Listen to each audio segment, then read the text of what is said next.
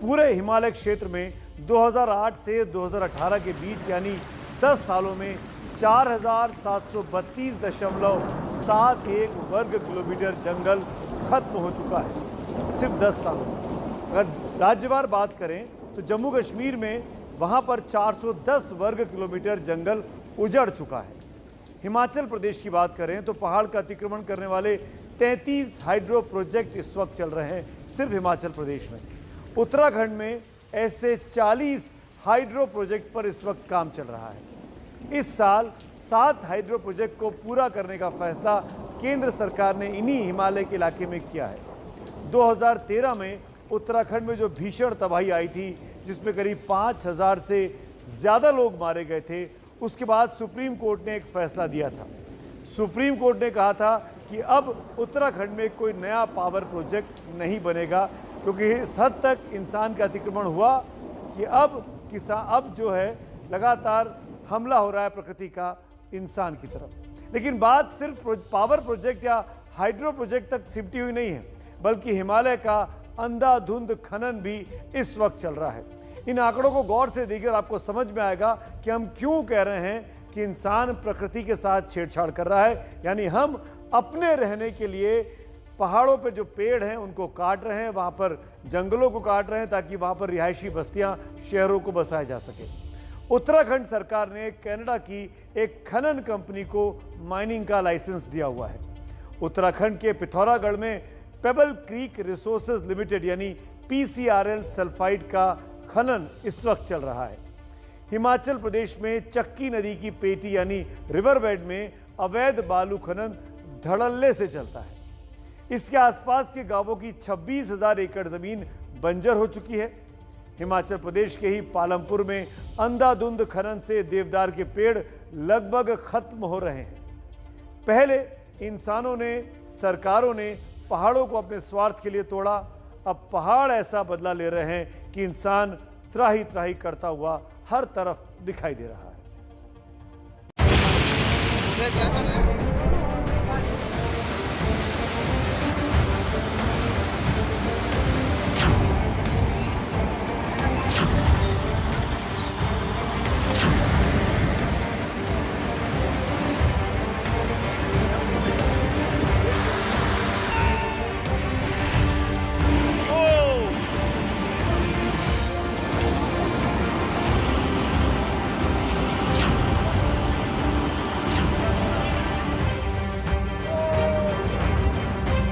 नदियां जब उफनती हैं तो तबाही लाती हैं।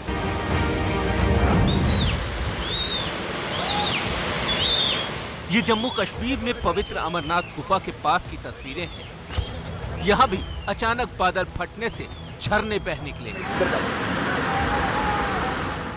यही पानी जब नदियों में पहुंचता है तो बाढ़ बन जाता है।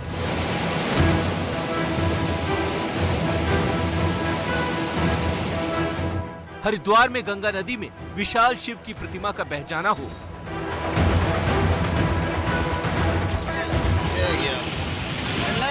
या नदी किनारे पर ढहते मकान, नदियों का रौद्र रूप पहाड़ों से लेकर मैदान तक डराता है। नदियों के उफनने की वजह पिघलते ग्लेशियर भी हैं। हिमालय, काराकोरम और हिंदुकुश रेंज के ग्लेशियर तेजी से पिघल रहे हैं। पश्चिम में 0.3 मीटर प्रतिवर्ष तो पूर्व में 1 मीटर प्रतिवर्ष की दर से ग्लेशियर पिघल रहे हैं। इसकी वजह से पिछले कुछ सालों में त्रासदियों ने देश का दिल दुखाया है। चमोली 7 फरवरी 2021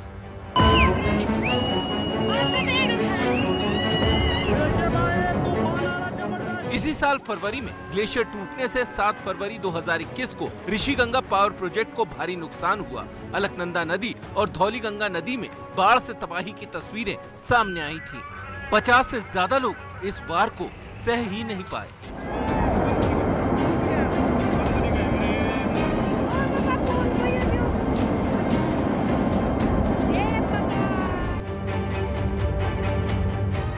कश्मीर में 2014 में आई बाढ़ ने पूरी घाटी को डुबो दिया था। करीब 12 फीट तक पानी भर गया था। घाटी में 200 से ज्यादा लोग मारे गए थे।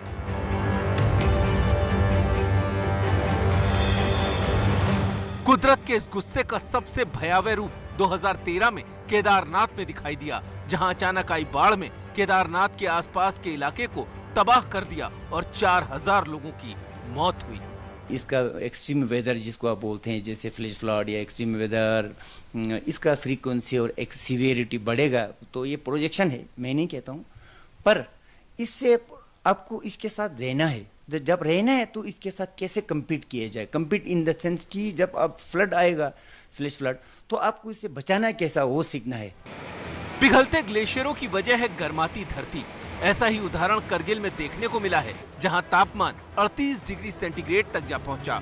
इसी वजह से सुरु वैली में नदियां उफान पर आ गईं और बाढ़ के हालात बन गए। ग्लेशियर पिघल रहे हैं, हिमालय दरक रहा है और इसमें सांसों में फंसी है वो जिंदगियां जो हिमालय की वादियों में सालों साल से रहती आई हैं। इस धरती पर उत्तरी और दक्षिणी ध्रुवों के बाद सबसे ज्यादा ग्लेशियर हिमालय में ही है। हिमालय हिंदुकुश के पूरे रेंज में 50,000 से ज्यादा ग्लेशियर हैं। यहाँ बर्फ से भरे ग्लेशियर से भारत, चीन समेत 8 देशों को पीने का पानी मिलता है। इसीलिए ये ग्लेशियर वाटर टावर के नाम से भी जाने जाते हैं, मशहूर हैं। लेकिन ऐसी आशंका है कि 2060 तक आधे ग्लेशियर खत्म हो सकते हैं। इस हद तक ग्लोबल वार्मिंग का असर हो रहा है। एक तरफ हिमालय में ग्लेशियर पिघल रहे हैं तो दूसरी तरफ समंदर में अलग तूफान उठ रहा है। ग्लोबल वार्मिंग के कारण समंदर की लहरें बेकाबू होती जा रही हैं। समंदर भी पैर पसार रहा है और शहरों के भीतर धीरे धीरे घुसता जा रहा है। तमाम तस्वीरें आपने हाल के कुछ सालों में देखी होंगी। ऐसे ही रहा तो हिंदुस्तान के कई शहर कुछ सालों में जलमग्न हो जाएंगे, खासकर वो बड़े बड़े शहर जो समुद्र के किनारे बसे हुए हैं। ये बिजली की आवाज ही नहीं, खतरे की घंटी है। आमेर के किले पर बिजली गिरने से 12 सैलानियों की मौत ने देश को दर्द दिया। लेकिन ये सच भी सामने आया कि बिजली गिरने की घटनाएं 34% बढ़ गई हैं। बिजली गिरने से मौत भी 35% बढ़ गई हैं। ऐसा भी नहीं कि खतरा दबे पांव आ रहा है।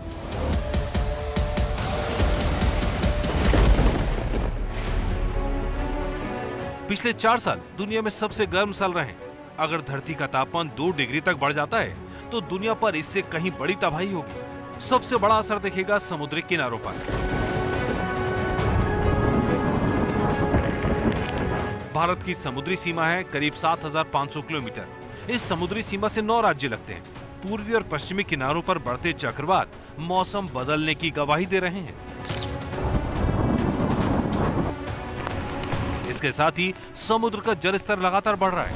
इस साल पहली बार मुंबई में ताज होटल तक समुद्र का पानी पहुंच गया।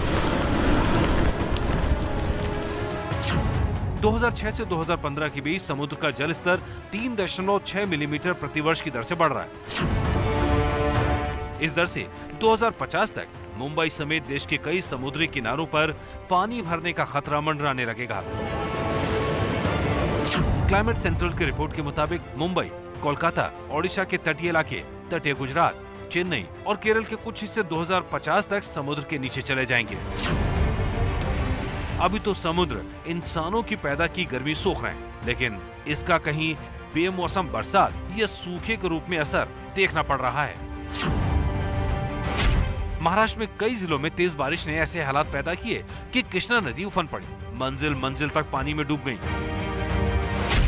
अक्टूबर 2020 में हैदराबाद में आई बाढ़ ने देश को हैरान कर दिया था। इस आपदा में 98 लोग मारे गए थे। साल 2015 में चेन्नई ने ऐसी बाढ़ देखी जिसके लिए वो बिल्कुल तैयार नहीं थी। तमिलनाडु और आंध्र प्रदेश के हिस्सों में आई बाढ़ ने 500 लोगों को हमसे छीन लिया। उस पर खतरा बढ़ने की चेतावनी बार-बार दी जा रही है।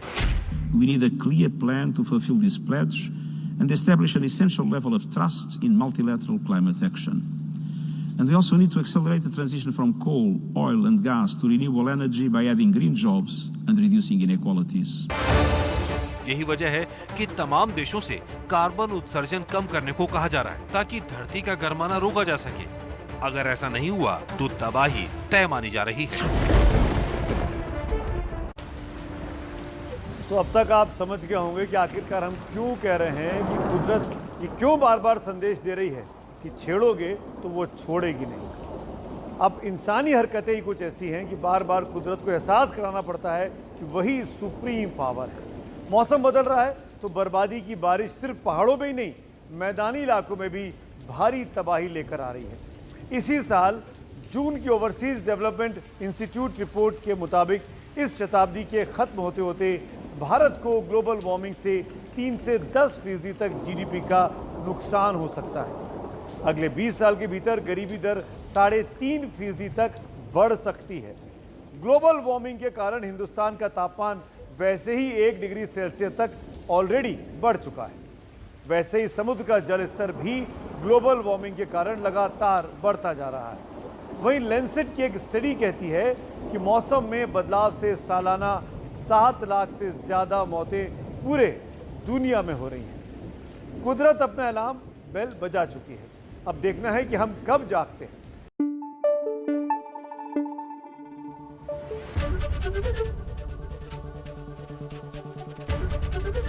एबीपी न्यूज आपको रखे आगे।